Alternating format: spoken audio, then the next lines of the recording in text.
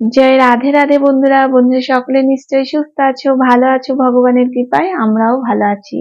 আর ভালো থাকার জন্য আবারও চলে এলাম নতুন একটি ভিডিও নিয়ে, নতুন একটি টিপস সাথে করে।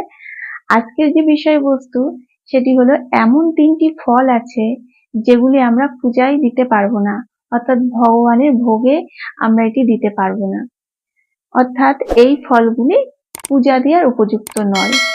আমরা কিন্তু এর আগে এই ফলগুলি ব্যবহার করেছি, নিজেরা খেয়েছি, ভগবানকে নিবেদন করেছি। এই সম্পর্কে আমরা এটা জানতামই না। আমিও নতুন জেনেছি, তাই সেটি আপনাদের সঙ্গে তুলে ধরছি। কারণ আমি নতুন কিছু জানলে সেগুলি আপনাদের সঙ্গে তুলে ধরি, কারণ আপনারা কমেন্ট করে বলবেন যে আদৌ এই জিনিসের পেছনে কোনো সত্যতা আছে কিনা। একজন খুব প্রিয় বলতে পারেন বা আমার শ্রদ্ধেয় বলতে পারেন, আমি তার ভিডিও দেখি এবং তিনি এই কথাগুলি বলেছেন যে এই জিনিসটি এরকম খারাপ, এবং আমার মনে হলো যে কোথাও হয়তো সত্যতা থাকলেও থাকতে পারে, বা হয়তো নামের সাথে কিছু মিল থাকতে পারে, এই ভেবে হয়তো বলছেন, বা তার নিজের কোনো অভিজ্ঞতা থাকে, সেই অভিজ্ঞতার থেকে হয়তো সবাইকে ভালোর জন্যই বলছেন। তাই আমিও মনে করলাম আপনাদের সঙ্গে এটা শেয়ার করি। আপনারা বলবেন যে এটা আদৌ ঠিক কি ভুল।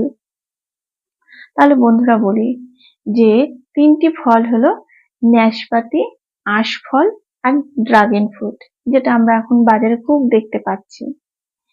তবে এই যে ন্যাশপাতিটা হলো নাশপাতি, তাই আমরা অনেকে ন্যাশপাতি বলি, কেউ আবার নাশপাতি বলেন।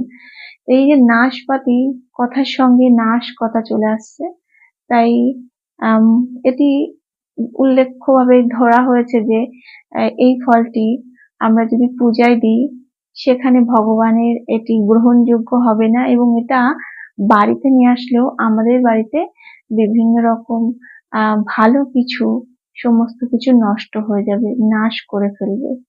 তাই এই ফলটি পূজায় দেওয়া উচিত নয়, এবং আমাদেরও এগুলো বেশি করে খাওয়া উচিত নয়।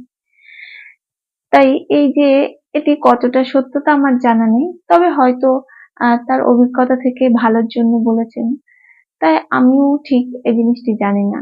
আর দ্বিতীয়টি হলো আশফল।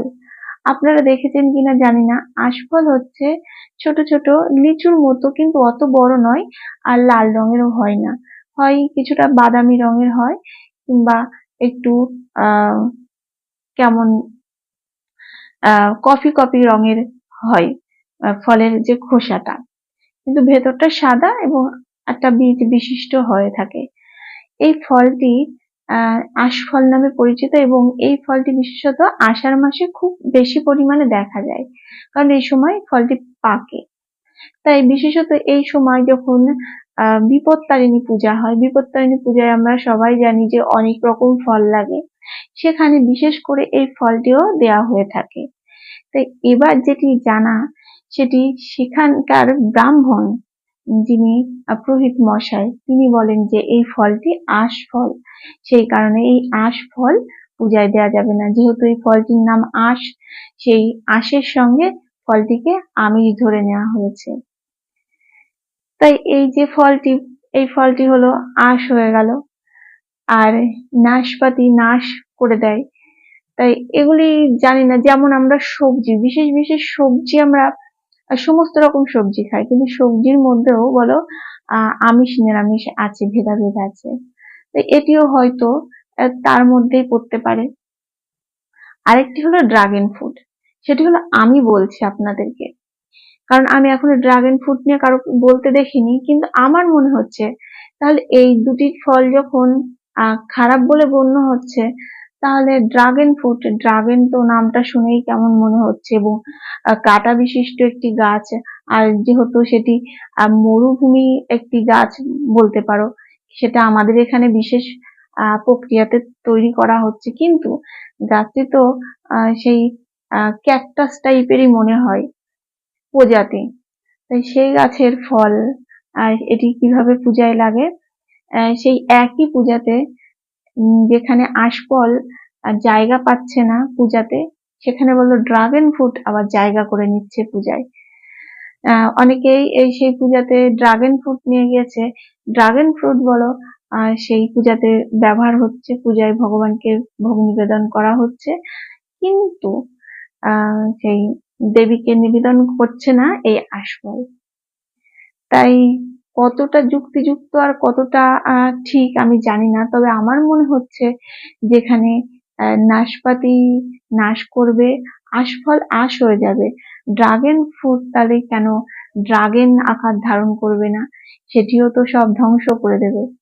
তাই এই যে 3টি ফলের কথা বললাম, 3টি সমস্তটাই সবার মন গড়া কথা বলতে পারেন, বা তারা নিজেরা কিছু বুঝেছেন তার থেকে বলেছেন, এটা কোথাও বা কিছুতে লেখা নেই।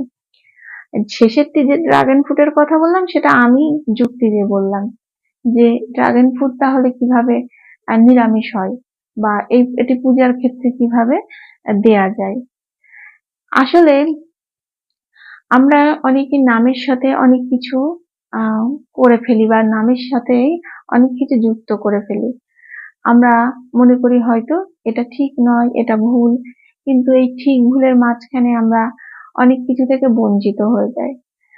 তাই অনেক সময় সবজি আছে যেগুলি আমিষ বলে ধরা হয়, যেমন পেঁয়াজ রসুন, এগুলি তো আমিষ ধরা হয়, হয়তো এই ফলের মধ্যেও এগুলি হয়তো পূজা দেওয়ার যোগ্য নয়, এটি হতেই পারে, না হওয়ার কোনো কারণ নেই।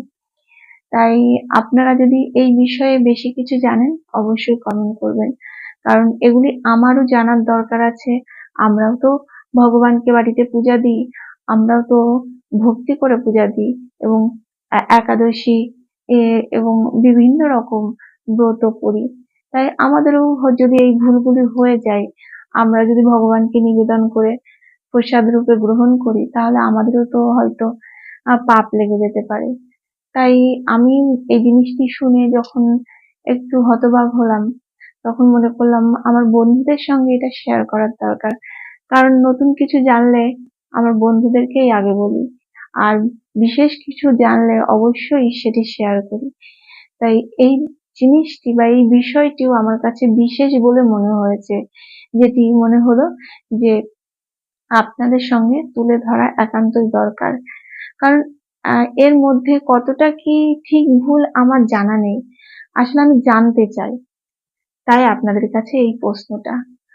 আজকের ভিডিওটি এই পর্যন্তই, আশা করি হয়তো ভালো লাগতে পারে, আবার নাও ভালো লাগতে পারে, তবে আমাদের সবার প্রশ্ন থাকে, কারণ এই গুণীজনেরা অনেক কথা বলেন এবং অনেক অনেক মানুষেরা শোনেন, আমিও শুনি, তাই আমারও শুনে একটু আশ্চর্য মনে হয়েছিল, তাই মনে হলো আপনাদের সঙ্গে শেয়ার করি।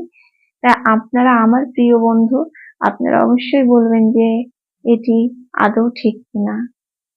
তাহলে বন্ধুরা, আজকের ভিডিওটি এই পর্যন্তই, আশা করি আপনাদের একটু হলেও হয়তো কাজে লাগতে পারে, নাও লাগতে পারে, তবে সাথে থাকবেন, আবার নতুন কোনো ভিডিও নিয়ে আসবো, আবার নতুন কোনো বিষয়বস্তু তুলে ধরবো।